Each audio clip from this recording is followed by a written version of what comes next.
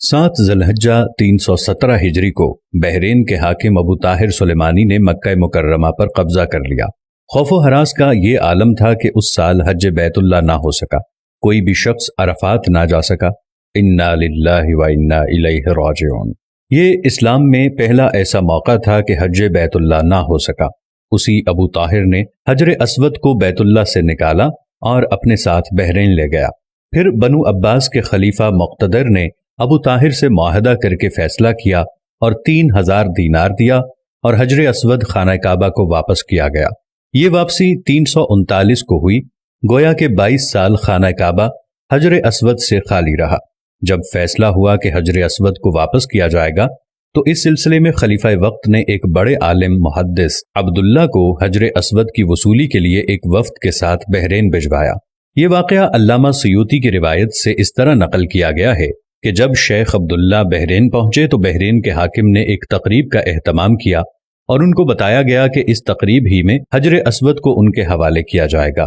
اب انہوں نے ایک پتھر جو خوشبودار تھا خوبصورت غلاف سے نکالا گیا کہ یہ حجر اسود ہے، اسے لے جائیں۔ محدث عبداللہ نے فرمایا کہ نہیں، بلکہ حجر اسود میں 2 نشانیاں ہیں، اگر اس میں یہ نشانیاں پائی جائیں تو یہ حجر اسود ہوگا، ورنہ یہ حجر اسود نہیں ہے۔ ایک تو یہ کہ حجر اسود ڈوبتا نہیں ہے، دوسرا یہ کہ آگ سے بھی گرم نہیں ہوتا۔ اس پتھر کو جب پانی میں ڈالا گیا تو ڈوب گیا، پھر آگ میں اسے ڈالا گیا تو سخت گرم ہو گیا، یہاں تک کہ پھٹ گیا۔ محدث عبداللہ نے فرمایا یہ ہمارا حجر اسود نہیں۔ پھر دوسرا پتھر لایا گیا، اس کے ساتھ بھی یہی عمل ہوا اور وہ پانی میں ڈوب گیا اور آگ پر گرم ہو گیا۔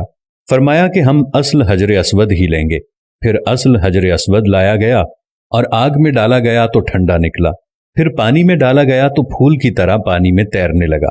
تو محدث عبداللہ نے فرمایا یہی ہمارا حجر اسود ہے اور یہی خانہ کعبہ کی زینت ہے اور یہی جنت والا پتھر ہے۔ اس وقت ابو طاہر نے تعجب کیا اور پوچھا کہ یہ باتیں آپ کو کہاں سے ملی ہیں؟ تو محدث عبداللہ نے فرمایا کہ یہ باتیں ہمیں جناب رسول اللہ صلی اللہ علیہ وسلم سے ملی ہیں کہ حجر اسود پانی میں ڈوبے گا نہیں اور آگ سے گرم نہیں ہوگا، کیونکہ یہ پتھر جنت سے لایا گیا ہے اور اس پتھر کی یہ خاص خصوصیات ہیں کہ نہ ہی یہ پانی میں ڈوبے گا اور نہ ہی یہ آگ سے گرم ہوگا۔ ابو طاہر نے کہا کہ یہ دین روایات سے بڑا مضبوط ہے۔ جب حجر اسود مسلمانوں کو مل گیا تو اسے ایک کمزور اونٹنی کے اوپر لادا گیا، جس نے تیز رفتاری کے ساتھ اسے خانہ کعبہ پہنچایا۔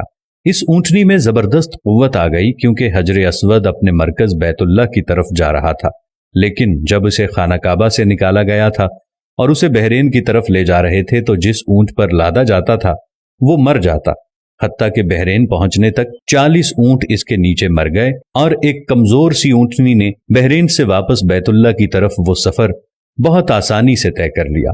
کیا خوبصورت شان ہے میرے اللہ کی، کیا خوبصورت شان ہے میرے نبی کی، اور کیا خوبصورت شان ہے اس حجر اسود کی کہ جو جنت کا پتھر ہے۔